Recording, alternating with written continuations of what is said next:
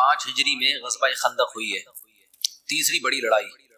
نبی صلی اللہ علیہ وسلم جب مدینہ ہجرت کر کے آئے تو پہلی بڑی لڑائی ہوئی بدر کی۔ اتنی ہسٹری یاد رکھا کریں، پہلی بڑی لڑائی کون سی ہوئی؟ غزوہ بدر۔ اس کے بعد دوسری بڑی لڑائی ہوئی ہے غزوہ احد، پھر اس کے بعد جو تیسری بڑی لڑائی ہوئی ہے وہ ہوئی ہے خندق۔ احد کے بعد خندق میں یہ ہوا کہ عرب کے سارے قبائل نے مل کے سوچا کہ بھائی ایک ہی دفعہ سب مل کے مدینہ کی معاذ اللہ اینٹ سے اینٹ بجا دیتے ہیں تاکہ یہ قصہ ہی ہمیشہ کے لیے ختم ہو جائے۔ آپ صلی اللہ علیہ وسلم نے اب ایسی کبھی جنگ آپ نے عربوں نے دیکھی نہیں تھی کہ چاروں طرف سے حملہ ہو۔ ان کی قبائلی جنگ ہوا کرتی تھی، ملکوں سے لڑائیاں عربوں کی نہیں ہوتی تھی۔ ملکوں سے لڑائیاں کیوں نہیں ہوتی تھی؟ کوئی ملک ان پہ حکومت کرنا چاہتا ہی نہیں۔ یہ ریگستان ہے، گھاس کا تنکا نہیں ہے، اس پہ ہمیں ملے گا کیا؟ ہمیشہ بڑی طاقتیں ایسے ملکوں پہ نظر رکھتی ہے جہاں ان کو کچھ پیٹرول ہو، تیل ہو، گیس ہو، ایٹم بم ٹائپ کی چیزیں ان کے پاس رکھی ہوئی ہوں، مضبوط فوج ہو، اس ٹائپ کی چیزیں جہاں ہوتی ہیں تو وہاں بڑی طاقتوں کی نظر ہوتی ہے۔ غریب ملکوں پہ کیا کرنا ہے ان؟ تو صحرا تھے عربوں کے پاس، کچھ کھجور وجور سے گزارا ہو جایا کرتا تھا، تجارتی قافلے بڑے لمبے لمبے جا کے پھر وہ کچھ سال بھر کا انتظام ہو جاتا ان کے لیے۔ تو اس لیے عرب جو جن لڑائیوں کے عادی تھے وہ یہی ہے کہ ایک قبیلے کی دوسرے قبیلے سے، پھر جس قبیلے سے ہو رہی ہے تو ان کے اپنے اتحادی قبیلے بھی ہوتے تھے، ان کے اپنے اتحادی قبیلے ہوتے تھے کہ جی ہم پہ حملہ ہوا تم مدد کرو گے، تم پہ حملہ ہوا تو ہم مدد کریں گے۔ اس طرح کے آپس میں ایگریمنٹ بھی، تو بہت بڑی لڑائیاں نہیں ہوتی تھی۔ خندق میں یہ ہوا، غزوہ خندق میں، کہ چاروں طرف سے قبائل نے مل کے سوچا کہ ہم مدینہ پہ اکٹھا حملہ کریں گے اور صفحہ ہستی سے مٹا دیں گے۔ ایسی لڑائی نبی صلی اللہ علیہ وسلم کی زندگی میں پہلی مرتبہ۔ آپ پریشان ہوئے۔ اب دیکھو پھر یہاں نبی نے یہ نہیں فرمایا کہ چلو وہ اسلحہ اٹھا کے لڑتے ہیں، مدد کرنے والا کون ہے؟ اللہ ہے۔ بھائی پہلے آپ تو اپنے قواعد پورے کریں نا جو آپ کی ذمہ داری۔ آپ کو تو اسوہ حسنہ بننا ہے نا قیامت تک کے لیے، کہ جب بھی مسلمانوں پہ کوئی مشکل آئے گی تو یہ سر جوڑ کے بیٹھیں گے، استخاروں کی بھیٹ اپنے فیصلے نہیں چڑھائیں گے۔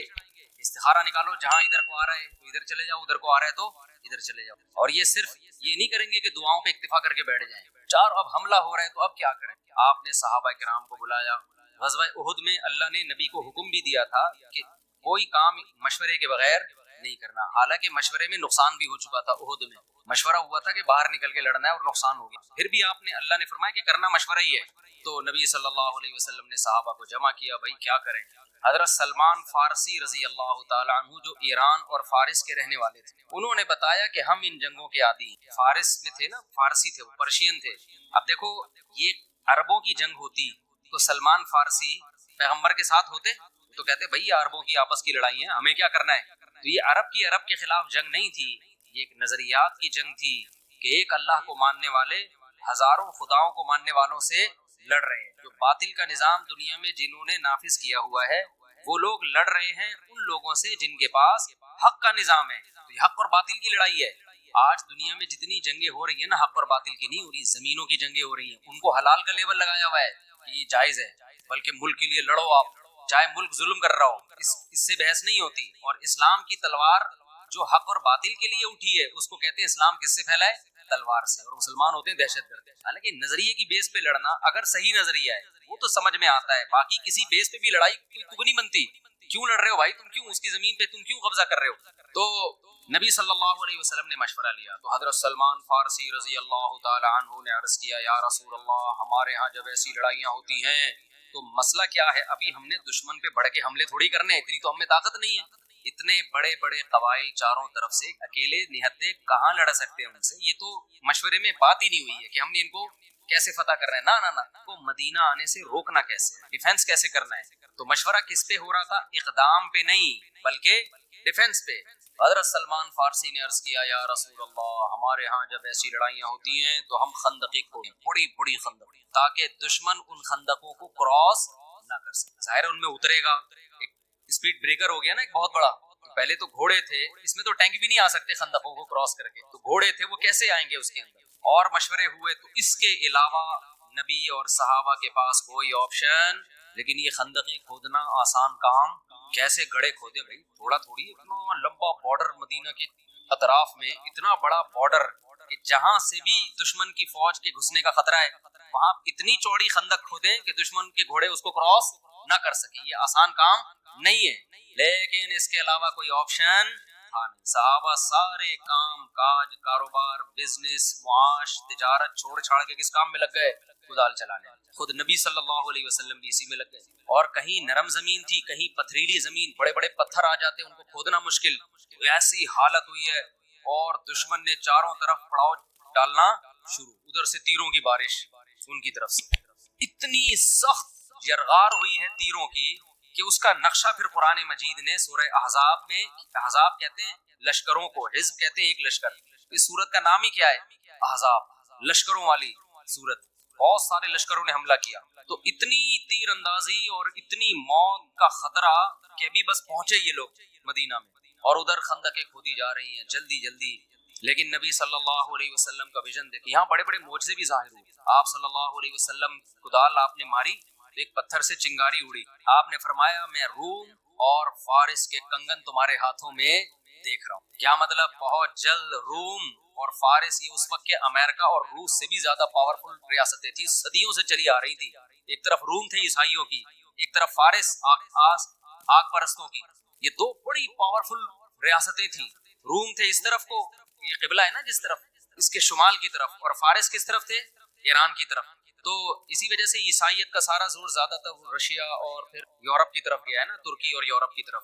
وہاں ان کی بڑی ریاستیں قائم. اس طرف جو تھے نا یہ آگ پرست لوگ تھے. تبھی آپ دیکھیں نا ہندوستان میں وہ بھی بت پرست لوگ، آتش پرست لوگ، پارسی وارسی. یہ جو خطہ ہے نا ہمارا، یہ زیادہ تر آتش پرستوں کا تھا اور بت پرستوں کا خطہ تھا. تو نبی صلی اللہ علیہ وسلم اتنی کمزوری کی حالت میں، اور آپ خوشخبری کیا دیکھ رہے ہیں کہ روم اور فارس جو بڑی بڑی ریاستیں، اس کے کنگن کس کے ہاتھ میں آئیں گے؟ ان کے کنگن تمہارے ہاتھ. کوئی ہوتا اس وقت دنیا پرست، وہ کہتا دیکھو حالت اپنی یہ ہے کہ اپنا دفاع ہو نہیں رہا، اور خوشخبریاں کیا دی جا رہی ہیں؟ روم اور فارس میں ہماری فوجیں داخل ہونے والی ہیں. یہ بھی آپ صلی اللہ علیہ وسلم کے سچے نبی ہونے کی دلیل ہے. علماء نے نا ہمارے نبی کے معجزات جمع کیے ہیں جو صحیح احادیث سے ثابت ہیں. بہت سارے ہیں وہ معجزات. صرف معجزہ یہی تھوڑی ہے کہ چاند کے 2 ٹکڑے کر دیے. یہ جو آپ کا اتنا کانفیڈنس تھا نا، اتنا کانفیڈنس، اور ایسے کانفیڈنٹ ہو کے آپ صلی اللہ علیہ وسلم کام کر رہے تھے، یہ کانفیڈنس خود اس کی دلیل ہے کہ آپ کو اپنے نبی ہونے کا یقین تھا.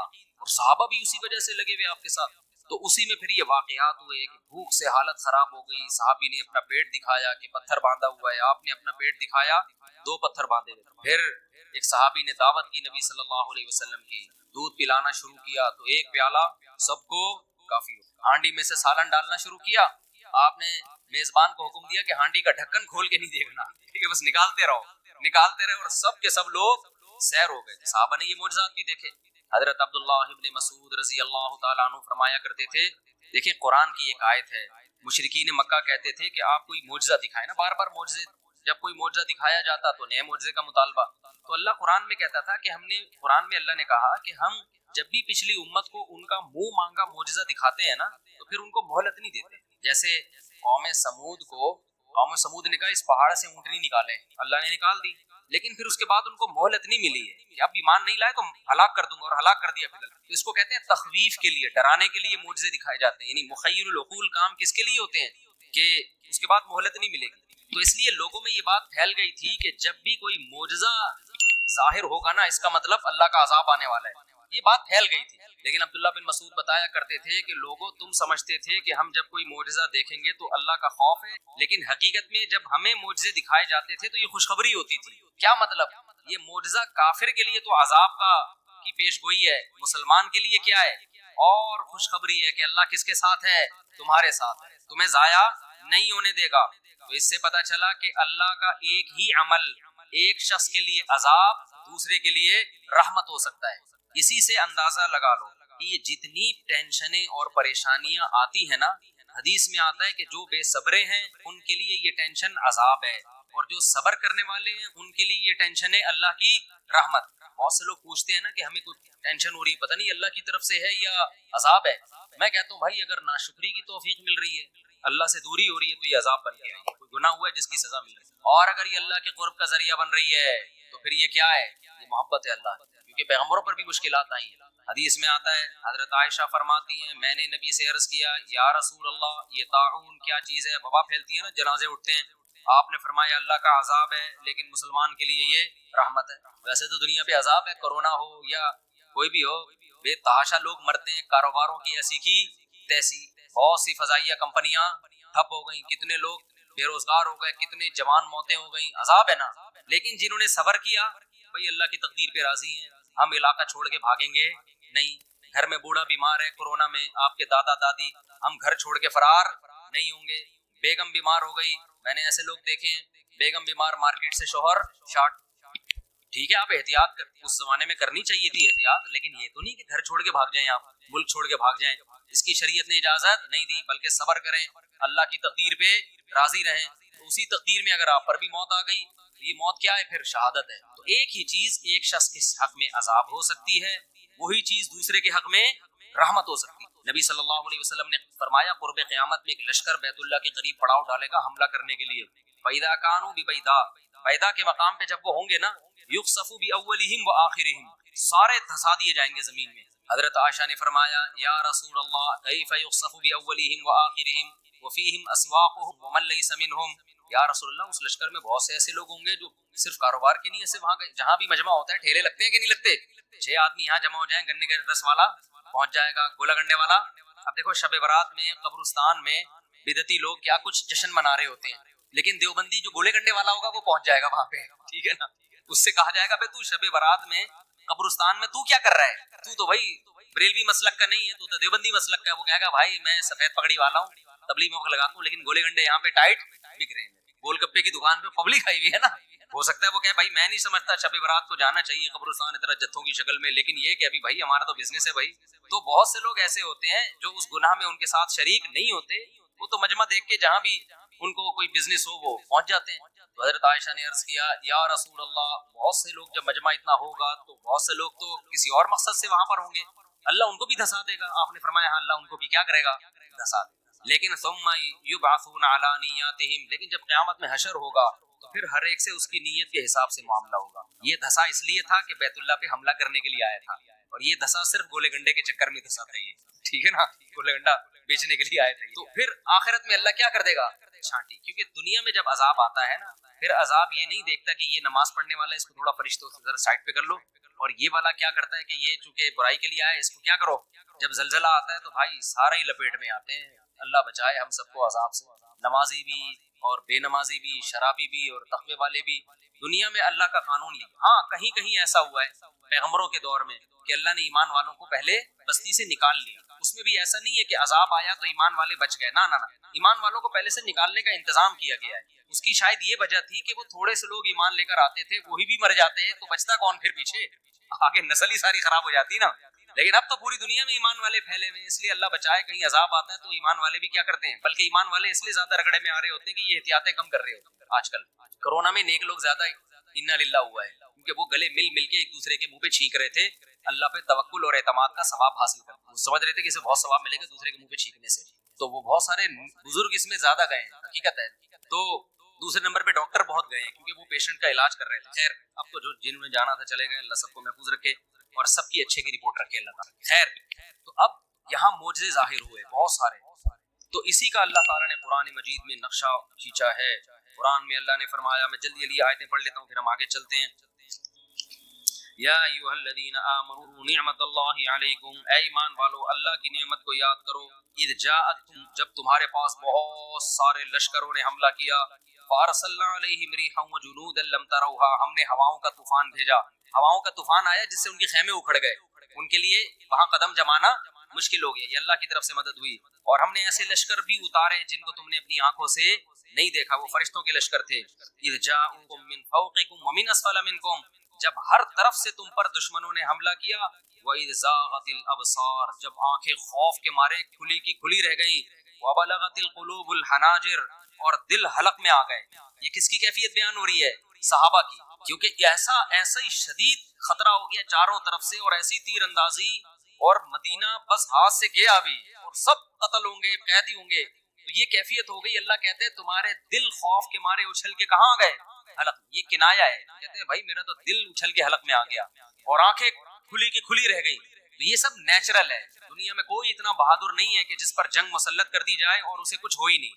میں بار بار کہتا ہوں نا کہ دینداری کا جو معیار آج لوگوں نے بنایا ہوا ہے قرآن و سنت میں وہ معیار نہیں ہے. دیندار آدمی کے ساتھ وہ تمام تر طبعی اور حالتیں پیش آتی ہیں جو دیندار بھی دوسری شادی کرتے ہوئے ٹانگیں کانپتی ہیں اس کی.